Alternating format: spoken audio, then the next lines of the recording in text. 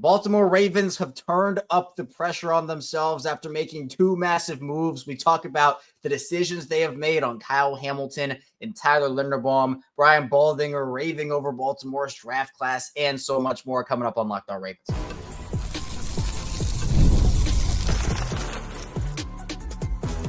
You are Locked On Ravens, your daily Baltimore Ravens podcast. Part of the Locked On Podcast Network, your team every day.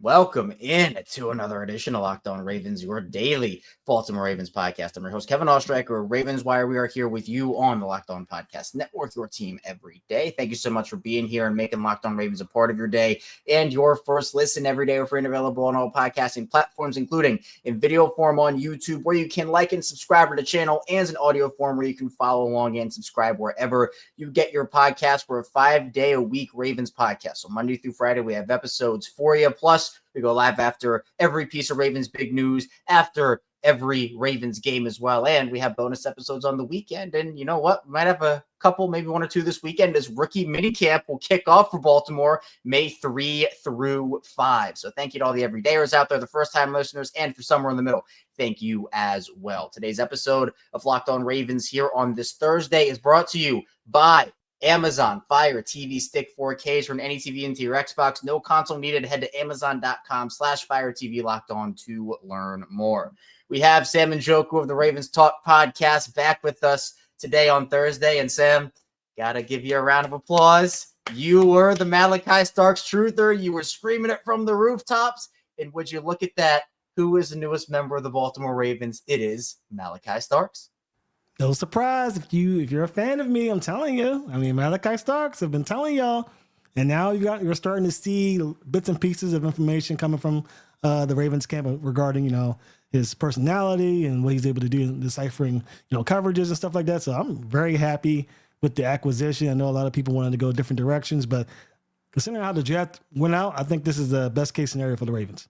And that is why Sam joins us. He knows. He's in the know. And if you've been listening to us, listening to Sam over on the Ravens Talk podcast, you might have saw this one coming. So shout out to you, Sam. You called it, and we'll certainly get into more draft coverage and draft talk as the show goes on today. But to start off the show, we do have some Ravens moves that we need to talk about. The fifth-year options have officially been decided on for the Ravens, both Kyle Hamilton and Tyler Linderbaum. Now, two different decisions for the Ravens on both those guys. Let's start with Kyle Hamilton. This was an obvious one. The Ravens pick up his fifth-year option, that number coming in at just over $18 million at 18.6.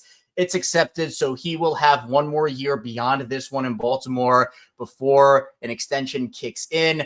I don't think anybody was thinking that Hamilton's fifth-year option would have been declined. I mean, this one was like truly a no-brainer. Yeah, I mean, Kyle Hamilton's the straw that stirs the drink of the Ravens defense. He's a big reason why the Ravens drafted Malaki Starks. I mean, he's just such an important part about this defense, and no surprise given the value that they got this fifth-year option done. It was just a matter of time, and it looks like he'll have one more year under his belt in his rookie deal before they get ahead and start a contract extension. Now, the other one is Tyler Linderbaum, and that one is a little bit different. The Ravens decline that option. Now, that number was going to come in at a very hefty price tag, $23.4 million. And, for people who are wondering about this decision, why did they do this? Linderbaum he's a two-time Pro Bowler. He's the anchor of that offensive line in the middle. Well, the reason Baltimore did this is not that they don't want him on the team.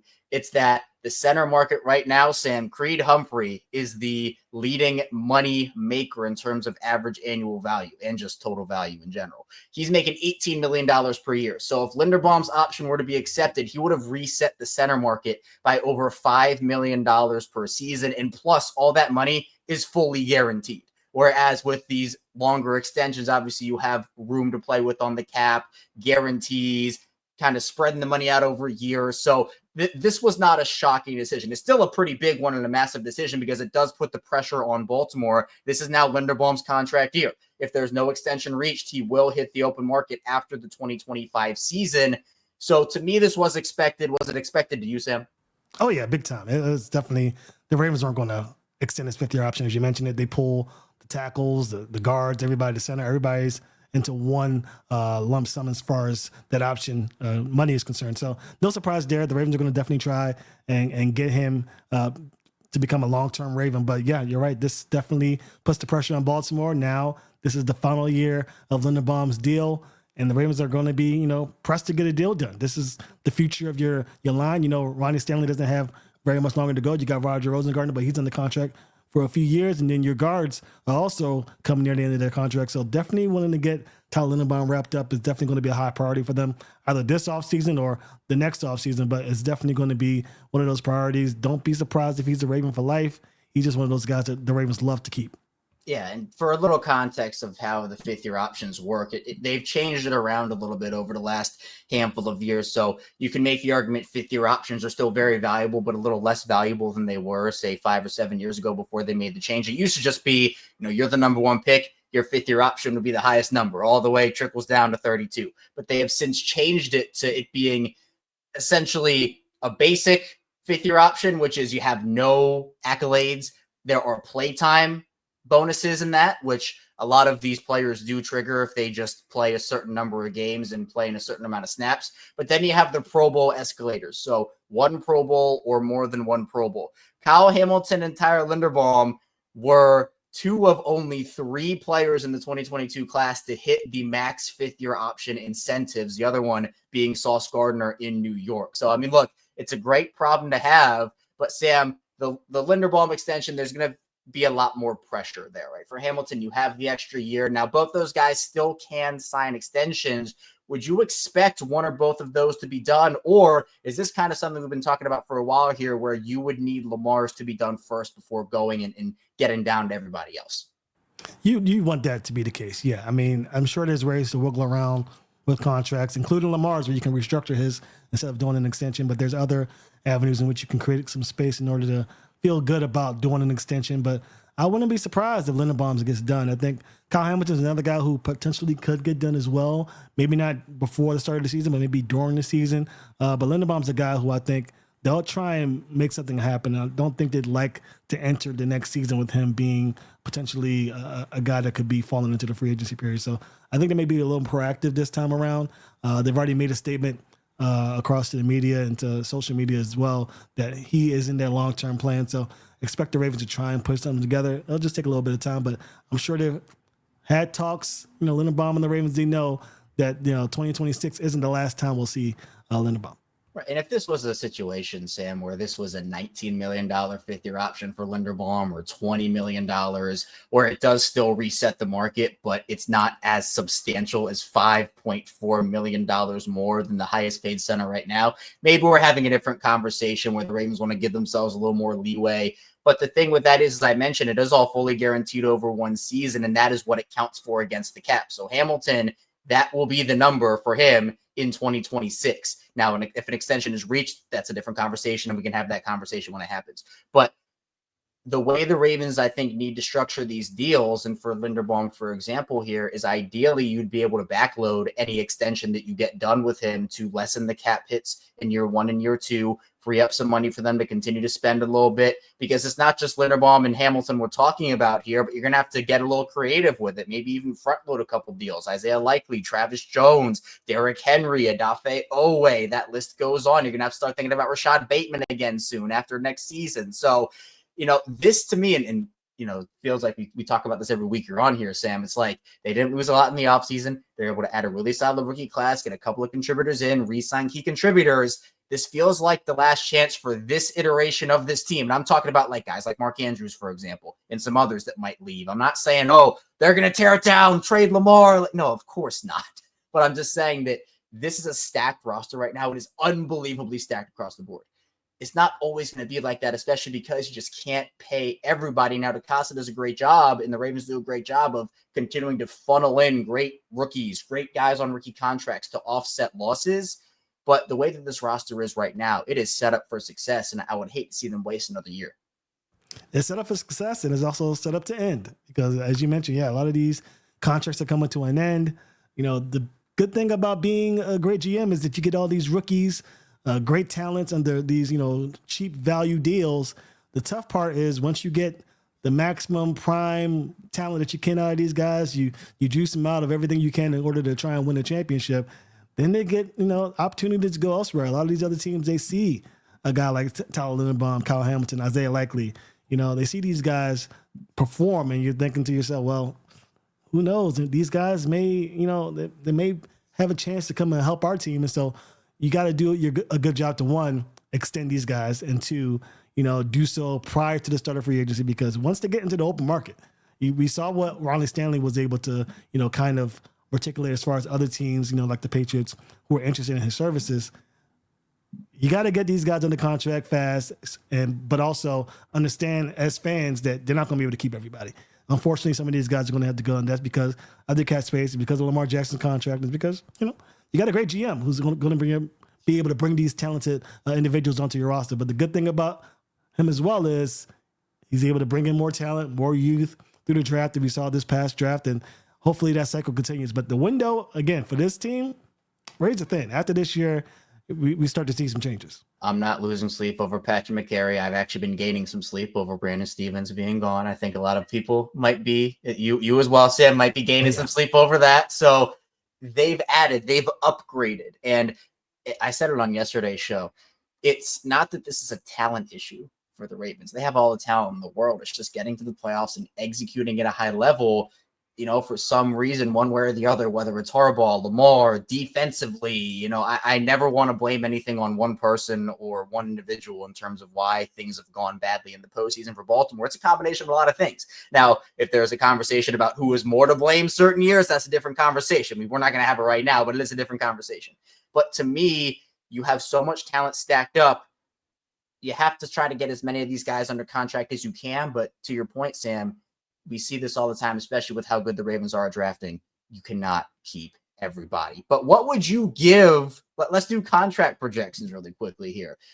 We've seen a couple of safeties sign over the last handful of days. Even, you want to talk about tight ends with George Kittle signing his deal. But Kirby Joseph became the highest paid safety in the league at $85 million. He's at 21.2 in terms of average per year. Do you think Hamilton breaks the 25 per year mark, or do you think there's going to be more like 23, 24, maybe even 22?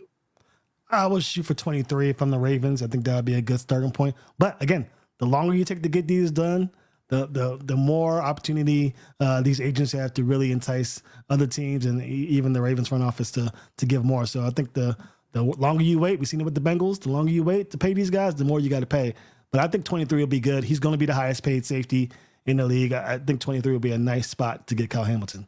Yeah, if they were able to get like 5 for 110 or 5 for 115, I feel like that'd be a good number and it would lock them in. I mean, the safety market's only going to continue to go up. So you're right. If they can get it done earlier, again, the Kirby Joseph deal, maybe if they got it done before Kirby Joseph, would have been a little less. But it's just guys one-upping each other. With Linderbaum, I would probably say, Sam, it'd be around 19 to 20 per year, just with the way that it is now with Creed Humphrey making 18. Is that kind of where you are? Yeah, 19, 20 million. I think you garner his services for the next 4 or 5 years. I think it's going to be pretty, I won't say as easy as Kyle Hamilton, but definitely easier to get a deal done for him because, again, the market's been set. Tyler Linderbaum wants to be here. He's had success on this offense. You don't think he'd want to go anywhere else. So I don't think it'll be too much of an issue to get him signed. It'll be a numbers thing, but 19, 20 million, I think he sticks around. Yeah, I think so too. And again, there's more pressure on Baltimore now to get that Linderbaum deal done because this does turn into a contract year for him. Hamilton, they have a little more time, but it'd be nice in one of these days in May or June, you get that notification across your phone saying Ravens and Hamilton or Ravens and Linderbaum or even Ravens and Lamar agree on something to maybe get some cap space freed up or just to get them under contract long-term with this team. But coming up in the second part of the show, we're talking about Brian Baldinger's comments about the Ravens draft class. He raved over a bunch of guys, including Malaki Starks and Mike Green. So be sure to stay tuned. A lot coming your way on Locked On Ravens. First, the show was brought to you by Gametime. There's nothing like the atmosphere of an NBA playoff game. Every bucket, every defensive stop, every moment feels huge. It's electric in the arena, and with Gametime, you can be a part of it without the stress of last-minute ticket hunting. Gametime makes it fast and easy to get playoff tickets, even when demand is sky high. Prices on the app actually go down as tip-off gets closer, and their last-minute deals can save you up to 60%. Here's why I use Gametime. They have last-minute deals where you can save up to 60% off buying last-minute tickets for sports, concert, comedy, theater, and so much more. Plus, the all-in pricing means no surprise fees at checkout. What you see is what you pay. Take the guesswork out of buying tickets with Gametime. Download the Gametime app, create an account, use code LOCKEDONNFL for $20 off your first purchase. Terms apply. Again, create an account, redeem code LOCKEDONNFL for $20 off. Download Gametime today. Last minute tickets, lowest price guaranteed. Again, terms apply. Create an account, redeem code LOCKEDONNFL for $20 off. Download Gametime today. Last minute tickets, lowest price guaranteed. Back on Locked On Ravens, Kevin Oestreicher, Sam Njoku, still talking Ravens football with you here. Sam is the he's the almighty ball knower. As Malaki Starks comes to Baltimore, Sam was calling it on this show, on his show, anywhere you could hear Sam, he was screaming it from the rooftops. Malaki Starks to Baltimore, and that's exactly what happened. And you know what, Sam? Brian Baldinger agrees with you, and we're going to get into those comments. But I want to hear how all in you are on Malaki Starks, because there is a former NFL star. I don't know if you've seen the clips. Gerald McCoy is all in on Malaki Starks as you can get. He called him the best defensive player in the draft. He also said that he is his favorite to win Defensive Rookie of the Year this year, based off the opportunity that he has in Baltimore, playing alongside Kyle Hamilton, not having to come in and have all this pressure on him, and the fact that he is on the Ravens defense with so many playmakers. So I'm going to test you. How all in are you on Malaki Starks? Do you agree with Gerald McCoy, or are you kind of tempering expectations a little bit because maybe there aren't going to be as many opportunities early? I'm all in. I am all in on Malaki Starks, more so than Abdul Carter even, because I think teams are going to really try their best to game plan to stop Abdul Carter.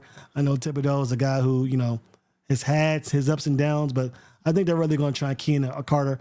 Good luck keying in on Malaki Starks. Good luck, because the Ravens are going to do a good job of moving him everywhere, as well as Kyle Hamilton. I think you got one guy keyed in, the other guy goes off. And Malaki is an underrated ball hawk. I think we've seen clips of him with these acrobatic, aerodynamic interceptions that he's able to make. So I agree. I think Malaki Starks is great. The sky's the limit. Could be Defensive Rookie of the Year. You might want to go ahead and place your bets in now, because, he's going to be something special.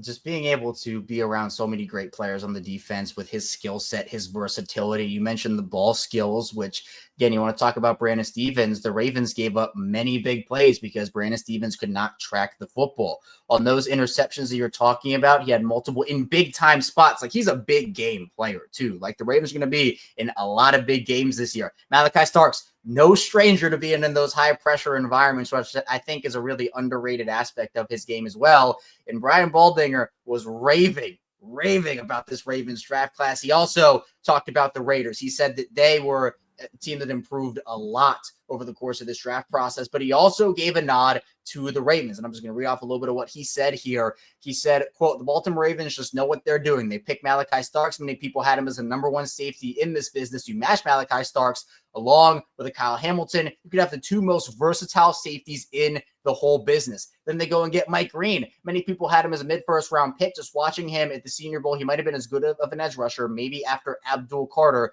In this whole class, they pair him with Chuck Smith to go with what they've gotten, Kyle Van Noy, Adafe Owe. And then he even talked about Emory Jones a little bit in the offensive lineman, saying, quote, "They replace offensive linemen the way Walmart replaces things off their shelves. They drafted 3 offensive linemen, including Emory Jones at LSU, who is a bona fide potential starter at both tackle and guard. They just get the next guys up and ready to go."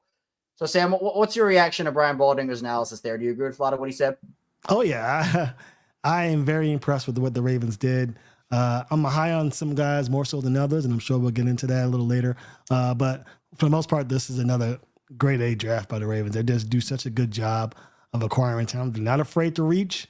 They're not afraid to grab that guy. And they follow the board up to a T as well. So, I mean, they don't draft off need in the beginning, the first few rounds. But when you get to the 4th, 5th, 6th, and 7th round, they do what I call value-based picking, where they look at what they need as well as value and what they are on the big board. So just another great draft by the Ravens. I love some of these picks that they made outside of the top 3 selections, but the number 1 and number 2 pick in this draft, that's going to be what's solidifies this draft, and that's going to have people talking for years to come, because I had Mike Green in my top 10 coming into this draft. I had Malaki Starks as my number 3 overall, coming into this draft. So 2 guys in the top 10, at that draft is crazy to get in the first 2 rounds without having to trade up.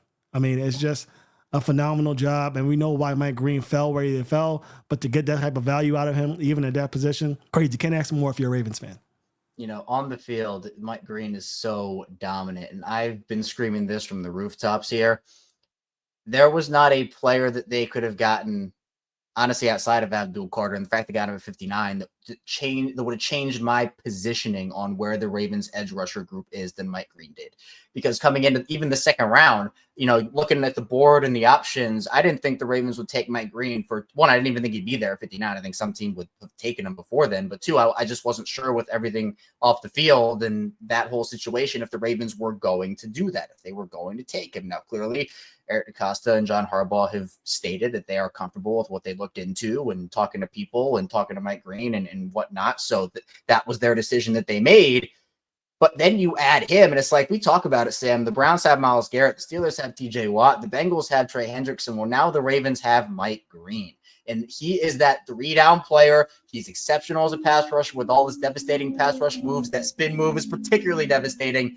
Then you have him as a run defender. He's a 3-down instant impact guy that I think is going to have a massive role. And my bold prediction is that, you know, by the time week 1 ends, he might already be their best pass rusher on the roster. That'll be so fantastic. I mean, I get excited thinking about what he can do for that defense. The Ravens do a pretty decent job of getting pressure on the quarterback, but it's definitely scheme-based. It's not really guys really getting ahead and jumping out and, you know, making that big move, that swim move or whatever, the chop to get to the quarterback. Is really schematically based. This is an opportunity for the Ravens to really have a premier edge rusher, someone who can anchor and get that edge sealed up and really force these quarterbacks to make these tough decisions, give their quarterbacks, the Ravens cornerbacks, a little less time in defensive positions to really go out there and make a play. Turnovers are going to increase. It's going to change the way this defense plays, and I'm very excited to see it. I'm super excited. And I think also with Mike Green and this Ravens pass rush, we know that the sack numbers were there for them last season, right? We know that they're one of the best sack teams in the league. But it just felt like some of the pressure rates and other rates were middling compared to what the numbers actually showed, just pure box score stats like sacks. The Ravens pass rush, when it was on. Like, you know, they can't be stopped. But then we saw games and moments throughout games, quarters, halves, where there would be no pressure and they couldn't generate pressure without blitzing or rushing 6 guys or rushing 5, where when they tried to rush 4, a lot of guys got stonewalled more consistently than you would like to see. Mike Green is a game record one-on-one, and we talked about Nnamdi Madubuike getting a lot of double teams last year and teams trying to limit his impact on the field, and that was because the Ravens didn't have the guy on the edge. And it's no disrespect to Kyle Van Noy and Lafayette, 2 really, really solid players, but I don't know how else to say it, Sam, but I just keep kind of phrasing it as Mike Green is just different. Yeah, he's a different beast. And the average time to get to the quarterback for the Ravens was average, middle of the pack.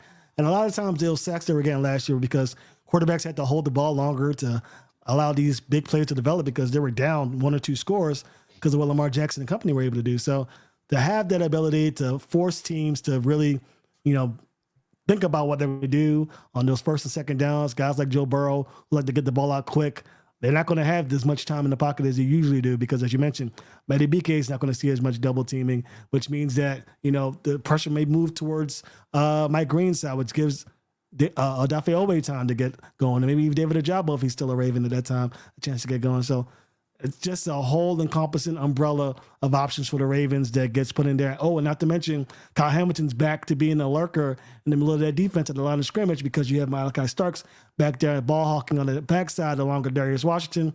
Good luck. I mean, good luck finding a way to stop this defense. I'm back to being excited about the defense again after 2023 season ended. It's going to be a very fun season for Ravens fans. And it's just a matter of Baltimore just doing this every year of people. It's like them, Philly, a couple other teams where are just like, of course the draft goes this way again. And they find ways to do this again. And they get, you said, Sam, Mike Green was a top 10 player on your board. Malaki Starks, number 1 safety. They get those guys at 27 and 59. And again, there were reasons for it, but the fact that they were able to get that much value, and I agree, where there are a lot of late round guys, and we'll talk about that coming up in the final part of the show. But what will define this draft class is Malaki Starks, and honestly, probably Mike Green. Mike Green is going to be the guy that defines this draft class overall. Not that Malaki doesn't have that impact, but, you know, if Green booms the way that a lot of people are expecting him to, then all of a sudden it's, you know, A plus, like, you know, okay, they have their superstar pass rusher for the next 10, 15 years. If he doesn't, and it's really like Malaki having a solid career and that's it, and maybe one or two other guys having solid careers, then we might look back on it like, well, maybe not as cool as we think it is right now. So coming up in the final part of the show, we'll dive into some of those later round draft picks, as well as how Baltimore did overall with some of the moves that they made and some of the moves that they probably should have made. So be sure to stay tuned. We'll talk about that coming up on Locked On Ravens.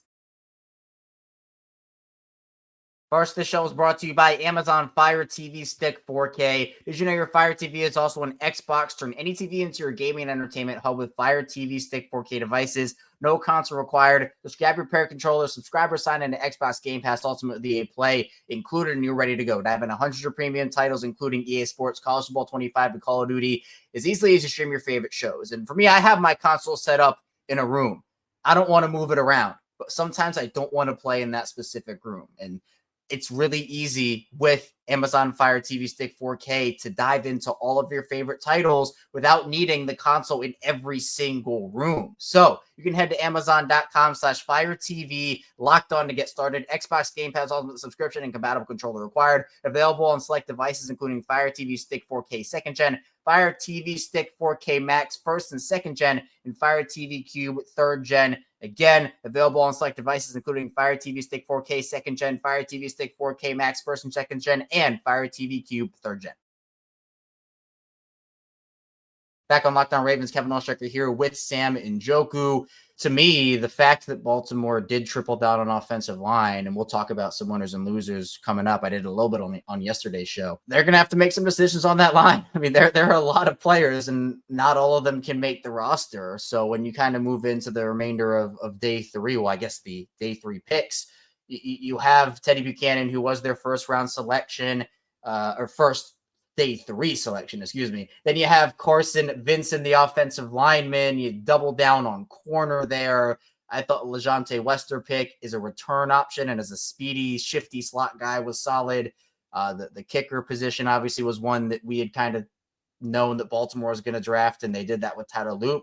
But my favorite here, Sam, was Aeneas Peebles, who I think every single pick that they had, I was going, Peebles, please, like everybody. And then after they look, in my opinion, they botched the trade back from 136 to 141. I thought that was not a good move from them. I thought that they didn't get enough value, and they let two defensive linemen who were supposed to be day two picks go off the board in those 5 picks from 136 to 141. So essentially they traded back 5 spots in a more valuable round to move up 5 spots in a less valuable round. If you want the actual equal value, you need to move up more spots in the less valuable round. So I thought that was a bad move, but them getting Peebles saved it for me. If they didn't get Peebles, I would have been a lot harsher about them not getting a good defensive lineman in this very deep class. But Peebles is someone who's not going to give you, he's not the biggest. He's not like the best in run support, but as a pass rusher on the interior, he is absolutely dominant. And I think that is highlighted by multiple 90-plus grade years at PFF as a interior pass rusher. I think that he's a guy that the Ravens will have a lot of fun using in that defense. Yeah, I was screaming for them to get Peebles in the 4th round. I mean, early in the 4th, I was screaming to the heavens. For them to get him where they got him definitely saved the draft for me, because I thought that, again, you mentioned that trade. I just didn't like it. It was just, I don't want to call it a dumb trade, but it was a dumb trade. It just didn't make any sense. Move back in 1 round to wait 2 rounds later to move up the same spots you went down. It just didn't add up. I'm guessing the thought process is the guy we want is going to be there when they pick anyway, so why not use it to move up 5 spots? I just didn't like it. It just didn't make much sense to me. But yeah, Peebles I think is the steal in the later round. That day 3 pick, the day 3 pick I love the most. Peebles for sure, because yeah, he's a pass rusher, and size doesn't mean too much to me, especially as a rookie, because you can just get bigger. I mean, that's what the conditioning is there for, the training staff's there for. After your rookie year, that you're just gonna, they want you to gain some weight, gain some weight. So I think his pass rushing ability, his moveset is way more valuable to the Ravens than anything else, and they'll train up the rest of the way. It's a great spot to pick him, and I think he's gonna have some flashes of brilliance, especially as we don't have really much in the way of interior pass rush besides Nani Madubuike and Travis Jones. Yeah, I don't know if trading back was just like they moved out of the end of the 4th round to get into the beginning of the 5th round for like financial reasons. I'm not honestly sure how that works, but it was, I would have like loved a Joshua Farmer. Yeah. Like he was a guy that I thought was a 3rd round pick, and the Patriots end up swiping in and taking him at 137. And then Cam Jackson, who I was actually a lot higher on than a lot of people, he gets taken 1 pick before. Now, I think Peebles is awesome. Like, I'm not trying to discount the pick of Peebles and the steal it was, but again, it's kind of like if Green didn't fall to 59, if Peebles didn't fall to 210, what are we talking about in terms of the actual impact of Baltimore's draft class? So maybe Eric DeCosta is just a wizard and he knows that these guys are going to be falling and he's able to go and get other guys. But who are some guys that you weren't as thrilled with that Baltimore took? Maybe whether it was because of the skill set they bring to the table or just the positional value when it came to the pick they were selected at. Honestly, I have no notes. I really enjoyed everything that the Ravens did because of the way it worked out. Now, if they didn't get Peebles, obviously I'm criticizing the trade because I think Joshua Farmer is the pick there. And they may even not admit it, but probably Farmer was the guy that they were hoping to get at that position. So who knows? Other than that, again, you didn't get a pass rusher. If Mike Green's not available, is there really a pass rusher that you're taking in pick 2? And if you don't get a pass rusher, how are you really addressing the need at that position? But really, I think Eric DeCosta approached this the way that I thought he would. You know, the Ravens roster is already set for the most part for the opening day, week 1. This team is already built for a championship, but you're really allowed to take swings. And I thought the Ravens took a lot of swings. Longer being could be a guy. He could be a problem in a couple of years. They have some guys at punt return, getting a guy that can really go after it, get some speed there. So, I mean, I have no qualms with the Ravens draft class at all. I consider it to be an A draft. Of course, if they're not able to, get these guys going, they're not able to really upgrade as the years go by and get them better, then we could look back and say, okay, it was a ho-hum draft. But right now, there's a lot of high ceiling guys in this roster. Maybe a couple of low floor guys, but for the most part, the ceiling is high for a lot of these guys. And that's all you can really ask for a roster that's already built to try and win a championship.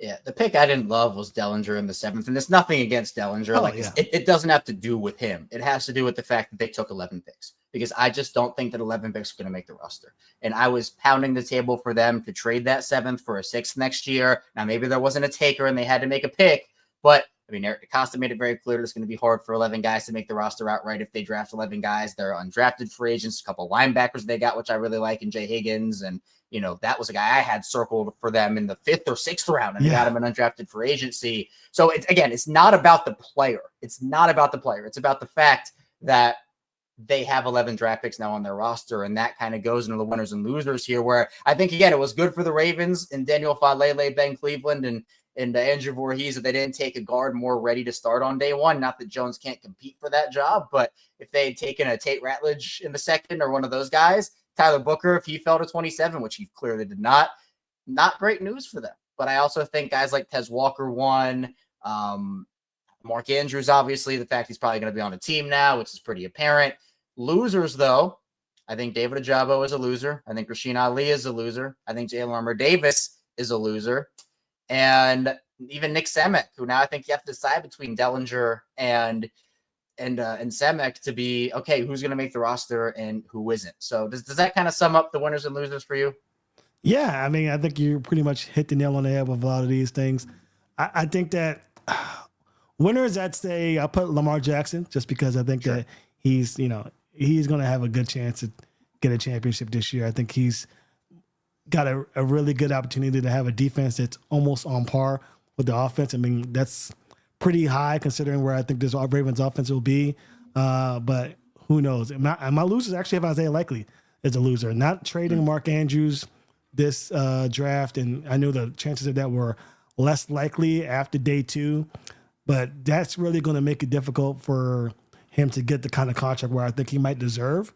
And so it's going to be tough for him to make the stats up and to get the production that he needs, because Mark Andrews, unless they had a communication with Mark Andrews saying, hey, you're going to take a backseat to Isaiah Likely this go around, then I find it very hard to believe that Isaiah Likely is not a little miffed. At least his agent might be a little miffed at the fact that Andrews will hopefully be back for this upcoming season.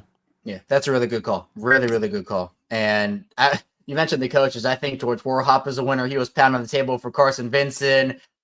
Zach Orr, I'm sure, we know he is pumped to have Malaki Starks and Mike Green in that defense. So I think a lot of winners across the board, some losers as well. But overall, I think a very, very, very good draft for this Ravens team. Sam, I appreciate you. Thanks so much for hopping on with me. As always, tell people where they can find you and what you are working on now that the draft is officially over. Oh, yeah. We're going to have a show coming up to recap the draft. Coming up, you can find it on YouTube or Spotify, or Apple Podcasts, Ravens Talk Podcast. You can find me on Twitter and Instagram at Ravens Talk Pod as well, where we talk to Ravens fans 24/7 about all things Ravens. You know the drill. Go support Sam. Go support his work. He knows what he's talking about. As we now know, Malaki Starks is a member of the Ravens. So be sure to subscribe, follow him on social media. All the links in the description down below. Sam, I appreciate you as always. And thank you to everybody who watched and listened today to Locked On Ravens. We'll be back here tomorrow, rounding out the week with a very special episode of Locked On Ravens. So be sure to stay tuned. I'll see you right back here tomorrow on Locked On Ravens.